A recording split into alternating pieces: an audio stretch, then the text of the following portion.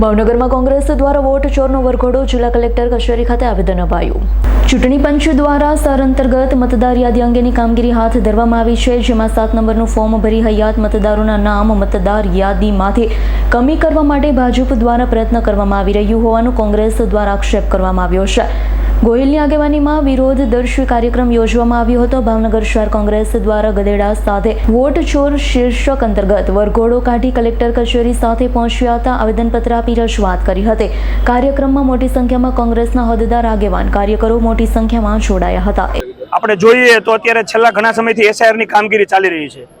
એસઆઈઆરની કામગીરી અંતર્ગત લોકોના મતાધિકાર છીનવવાનો આ ભારતીય જનતા પાર્ટી અને ચૂંટણી પંચનું જે મિશ્ર બેનું રહ્યું છે મિલીભગત, એ અંતર્ગત અમે આજે વોટ ચોરનો વરઘોડો લઈને અહીંયા કલેક્ટર ઓફિસે પહોંચ્યા છીએ। ખાસ કરીને એ મેસેજ આપવા માંગીએ છીએ કે ચોક્કસ સમાજના મત અધિકાર છીનવાનું જે આ ભારતીય જનતા પાર્ટી અને ચૂંટણી પંચ પાપ કરી રહ્યું છે, એના વિરોધમાં કોંગ્રેસ પક્ષ બંધારણને મારનારું છે અને કોઈ પણ લેવલે કોઈ પણનો વોટનો અધિકાર છે ન છીનવાય એની જવાબદારી એક વિપક્ષ તરીકે અમારી છે। આજરોજ અમે કલેક્ટરશ્રીને કહ્યું અને અમે એવિડન્સ આપ્યા કે આ ખોટા લોકોના નામે ફોર્મ રદ કરવાનો જે પરિપત્ર આપ્યો છે, જે અરજી આપી છે, એ બહુ લાંબી છે અને સાવ ખોટી છે, વાહિયાત છે।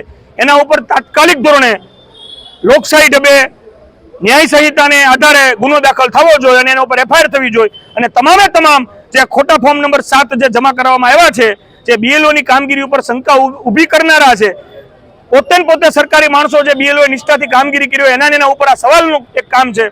એના વિરુદ્ધમાં આજે કોંગ્રેસ પક્ષે કલેક્ટરશ્રીને ચોખ્ખા શબ્દમાં કીધું, એક પણ વોટ અમે કાપવા દઈએ નહીં। અમને પણ ખ્યાલ છે કે આ ભારતીય જનતા પાર્ટીના કાર્યાલયથી જ આ બધા ફોર્મ દેવામાં આવ્યા છે અને બધાને ટાર્ગેટ દેવામાં આવ્યો છે। અમે આમાં ચૂપ નહીં રહી, કોઈ પણનો એક પણ મત અમે કપાવવા નહીં દઈ, અમારી લડાઈ ચાલુ રહેશે। ઇરફાન સોલંકીનો રિપોર્ટ, S9 ન્યૂઝ, ભાવનગર। અમારી તમામ માહિતીથી અપડેટ રહેવા માટે જોડાયેલા રહો S9 ન્યૂઝ સાથે।